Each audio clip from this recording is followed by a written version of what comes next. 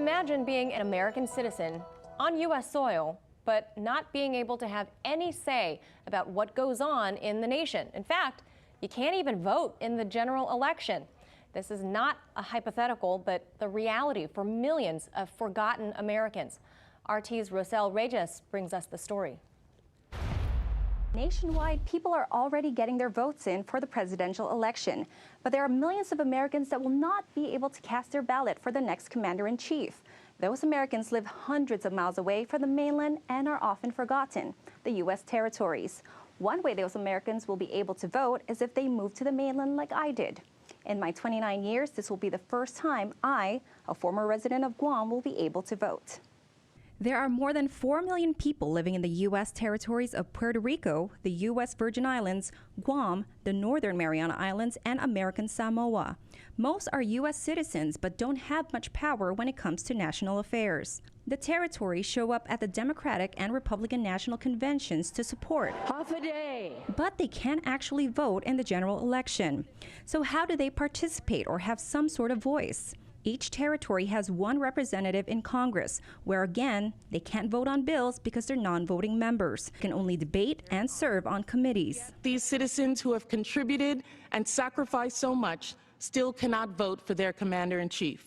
This inability to vote has a direct correlation to the poverty and disenfranchisement in so many areas that the people of these island territories experience. Let's head to Guam, where America's Day begins. Located in the western Pacific Ocean, Guam is the largest and most populous of the Mariana Islands. The island is the closest you can get to Asia and still be in American soil. There is nothing not to love about Guam. It is a beautiful island in a strategically important location for the US military, so much so their bases currently occupy over a quarter of Guam's land. And yet, the residents of Guam have absolutely no say in general elections for their commander-in-chief, which is even harder to swallow when you consider this. According to Guam's Office of Veterans Affairs, at least 1 in 8 adult Guamanians is a veteran, among the highest percentages of all U.S. states and territories. That's right. Guam gives a quarter of its land to the military with an Air Force base up north and a naval base down south. Plus, Guam has the highest enlistment levels in the U.S. military. Yet, these Americans still can't vote. Even after years of opposition from the local community, the Pentagon's plan for a military buildup in Guam is still moving forward. Part of that plan is the relocation of thousands of U.S. Marines from Japan to Guam, additional training sites with some on sacred land, as well as sonar and weapons testing. Some consider this modern-day colonialism, yet nothing is still being done for the U.S. territories. Reporting for RT, Roselle Reyes. And for more on this, I spoke with Professor of Communication at the University of Colorado Boulder, Dr. Tiara Na'puti. Here's our discussion. Dr. Na'puti, thank you so much for joining us today. As the elections draw near, you gotta wonder why it is that U.S. citizens who live on these islands, which are formally U.S. territories, why aren't they allowed to vote?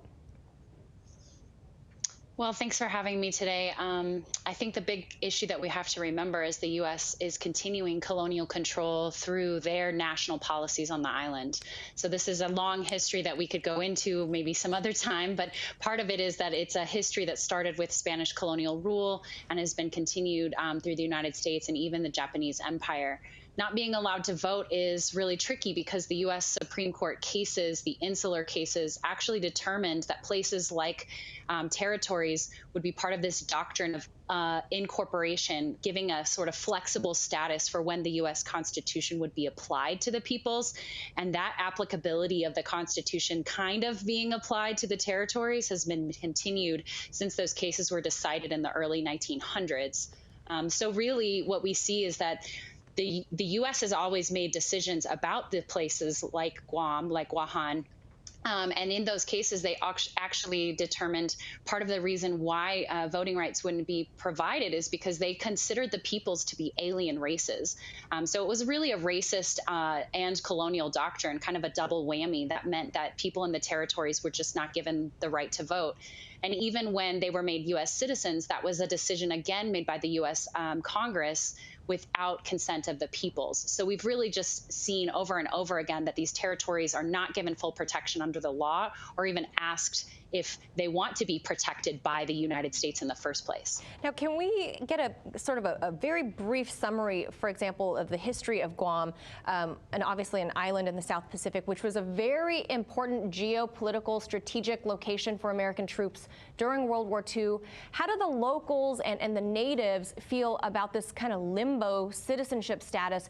And why do so many Guamanians and native Chamorros serve in the military?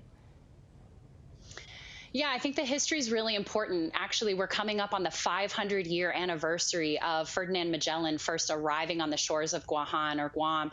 And the moment that sort of really begins a colonial occupation that continues to this day. So, you know, I'm not going to give you the 500-year history, but kind of fast forwarding to 1898, that's when a lot of people recognize that the United States and Spain had the Spanish-American War. Those governments determined on their own, U.S. and Spain, that Guam, Puerto Rico, the Philippines, and these other places would become part of the United States. And so that history is important because it connects to your question about the service in the military. The U.S. actually, after acquiring Guam in the Spanish-American War, instituted a naval government. And that naval government continued until the U.S. Decided to allow a civilian government and give the citizenship status to Chamorros and the other local inhabitants. And so really, we have a long history of military service, in part because of these grand narratives from World War II. You even mentioned it, like this idea of a geostrategic place that's important to the United States in World War II.